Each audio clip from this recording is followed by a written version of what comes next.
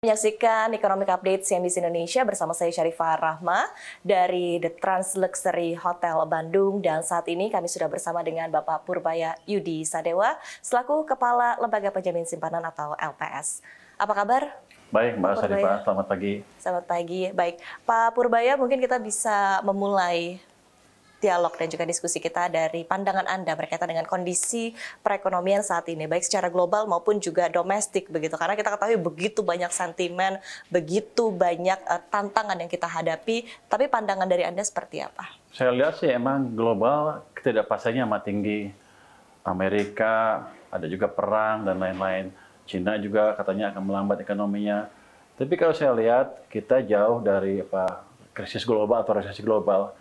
Karena kayak Amerika sendiri punya senjata cukup banyak untuk memberi stimulus ke perekonomian. Bunganya sekarang dia masih cukup tinggi kan. Dia juga uang yang diinjeksikan masih sedikit. Cina juga sama, bunganya masih cukup tinggi. Di Eropa juga masih punya ruang untuk memberikan stimulus dari sisi moneter maupun fiskal ke perekonomiannya. Jadi seandainya kecuali perang nuklir ya, seandainya keadaan memburuk pun, negara-negara dunia masih punya cukup banyak instrumen untuk menumbuhkan perekonomian. Jadi makanya kalau kita lihat prediksi IMF dan lain-lain katanya turun pertumbuhan globalnya, tapi kan tetap di 2,8%, itu cukup tinggi dibanding keadaan waktu COVID misalnya ya, yang kontaknya sedikit. Dan itu sentimen global jelas berdampak ke perekonomian domestik. Orang-orang semuanya takut kalau globalnya jatuh, kita pasti akan jatuh juga. Sebenarnya sih dampak ke Indonesia masih relatif terbatas. Karena rasio ekspor ke PDB kita hanya 20%-an. Di samping itu juga, jadi kalau kita hitung domestic demand kita, itu belanja dan investasi itu 95% lebih. Kalau kita lebih pesimis sedikit, let's say berapa ekonomi kita yang tergantung pada dunia, mungkin hanya 20%, jadi 80%-nya domestic demand. Selama kita bisa menjaga permintaan dalam negeri, harusnya ekonomi kita masih akan tetap baik. Kemarin di akhir tahun lalu sempat melambat cukup signifikan, tapi di awal tahun sampai April, ekonomi mulai balik lagi sedikit. Jadi saya lihat ada pembalikan arah ekonomi. Cuma Mei, Juni mungkin agak sedikit melambat lagi kalau saya lihat. Mungkin karena ketakutan orang, ekonomi dia melambat, sebagian pengusaha ngerem ekspansi bisnis, jadi ekonomi agak sedikit melambat. Tapi kalau saya lihat sih, ini hanya sementara. Juli, Agustus ke sana kita akan tumbuh lebih cepat lagi. Jadi walaupun uncertainty global tinggi, bukan berarti kita akan jatuh ekonominya. Karena kalau kita lihat setiap tahun selalu ada uncertainty. 2020 apa? COVID. 2021 recovery, 2020 naik bunga. Ini terus sekarang perang dagang dan lain-lain. Jadi dalam ekonomi dunia selalu ada ketidakpastian setiap tahun selama yang saya tahu 25 tahun terakhir saya amatin ekonomi. Jadi harusnya kita nggak usah terlalu khawatir, ini hal yang biasa. Hanya saja bagaimana kita mengatasi dampak negatif global itu yang akan menentukan ekonomi kita ke depan seperti apa. Kalau saya lihat sih pengalaman kita sudah cukup banyak. 97-98 global kacau, kita hancur. 2008-2009 ketika global hancur, kita selamat. 2015 kita juga selamat. 2020 kita juga relatif cukup baik dibanding negara-negara lain. Jadi kita sudah mempunyai pengetahuan yang cukup untuk mengurangi atau memitigasi dampak ketidakpastian perekonomian global. Baik, artinya resiliensi kita juga cukup kuat begitu ya? Kalau kita menjalankan kebijakan yang baik. Okay. Kalau kita lihat kan waktu IMF, bunga naik, kencangkan ikat pinggang, ekonomi jatuh. 2008-2009 bunga diturunkan, fiskal ekspansi selamat kita. 2015 kita ekspansi fiskal juga. 2020 kemarin juga bunga turun, fiskal diperbesar. Jadi senjata kita cukup banyak dan kita sudah cukup tahu mengatasinya.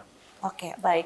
Sebelum kita memperdalam ya nanti kondisi perekonomian mungkin dengan beberapa indikator begitu, mungkin Anda bisa menjabarkan terlebih dahulu seperti apa evaluasi kinerja dari LPS di sepanjang semester 1 2025 ini dalam menjalankan fungsi penjaminan dan juga resolusi bank. Semester 1 sebenarnya cukup sepi untuk LPS.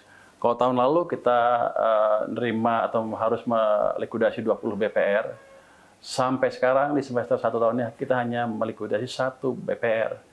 Jadi keadaannya cukup sepi, bagus. Untuk LPS bagus, tapi itu menggambarkan juga yang saya bilang tadi, ekonomi kita masih resilient. Kalau ada tekanan yang signifikan sekali, pasti bank-bank mulai berjatuhan seperti tahun 2024 kemarin. Jadi kerja LPS cukup baik menyelamatkan satu bank, yang lain ada juga satu diselamatkan, bukan diselamatkan, dibuat hidup kembali, dibuat normal kembali. Dan nanti juga ada di Surabaya, bank yang dalam penyehatan akan mudah-mudahan bisa dibuat normal kembali. Dan kalau kita lihat, dana masyarakat yang dijamin LPS amat tinggi, masih 99,9% lebih dari sisi jumlah rekening, dari sisi tabungannya, dari sisi nominalnya itu 46% lebih. Orang bilang, oh kok cuma 46%? Ini udah termasuk tertinggi di dunia. Negara lain seperti Filipina aja di bawah hanya 45. Negara lain ada yang India juga hanya 20 sekian persen. Jadi kita cukup tinggi. Oke, baik. Nah, artinya tadi apa yang dialami ataupun juga apa yang dikerjakan oleh LPS di semester 1 2025 ini mencerminkan tadi kondisi ekonomi kita masih cukup baik, masih resilient begitu ya. Tapi kita juga ketahui bahwa di sepanjang semester 1 2025 salah satu perhatian utama ini adalah seperti apa daya beli masyarakat. Begitu ada indikator, ada juga yang menyebutkan bahwa masyarakat Indonesia saat ini sudah mantap akan tabungan begitu Pak Purbaya. Nah, hal ini mungkin tercermin juga dari simpanan masyarakat begitu ya. Seperti apa LPS melihat kondisi untuk simpanan masyarakat saat ini? Kalau kita lihat dibanding tahun lalu, memang kalau kita lihat daya beli masyarakat kita seolah-olah turun. Seperti saya bilang tadi kan, sampai dengan Desember tahun lalu ekonomi kita melambat terus dengan signifikan.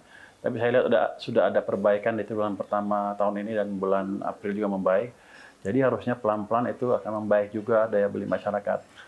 Tentunya perbaikan tabungan akan terjadi bertahap.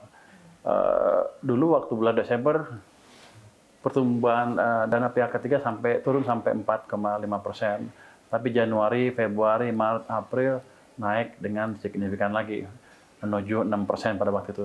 Tapi data terakhir turun lagi, katanya DPK ke sekitar 4,55% di bulan April, turun 4,55%. Jadi yang tadinya saya expect tumbuh ke 6, ternyata tumbuhnya hanya 4,5. Itu ada dua kemungkinan. Yang pertama mungkin aja emang daya belinya baru tergerus. Tapi yang kedua bisa aja uangnya habis gara-gara lebaran sebelumnya. Jadi kita mesti lihat data-data bulan setelah itu untuk memastikan apa yang terjadi di masyarakat kita. Kalau kita lihat data dana pihak ketiga itu data uang tabungan mereka.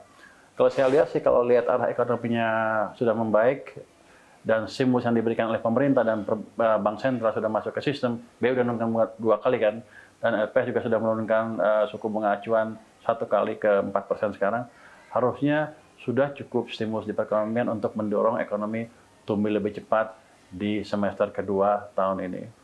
Oke, baik. Nah, pandangan LPS sendiri berkaitan dengan stabilitas sistem keuangan Indonesia di semester 1 2025 dan pengaruhnya kepada penetapan suku bunga penjaminan dari LPS sendiri seperti apa? Oh, kalau kita lihat sih, lihat BPR yang dilikuidasi hanya 1, kondisi sekarang lebih baik dibanding dengan tahun lalu. Jadi stabilitas sistem keuangan kita masih amat baik. Saya tidak melihat adanya persaingan, misalnya naikkan bunga yang terlalu signifikan antara bank satu dengan bank yang lain ya. Ada, tapi masih relatif terkendali dan sedikit kenaikannya. Kalau kita lihat suku bunga pasar juga, walaupun orang bilang, oh kok ketat di luar ya, tapi suku bunga pasar naiknya sedikit sehingga kami juga bisa menurunkan suku bunga penjaminan. Jadi salah satu tolok ukur untuk menurunkan suku bunga penjaminan atau mengatur suku bunga penjaminan adalah berapa suku bunga di pasar. Fakta bahwa kami bisa menurunkan suku bunga penjaminan itu mengindikasikan bahwa persaingan di bank tidak sekeras yang sebelum-sebelumnya. Jadi kondisi perbankan cenderung membaik ke depan.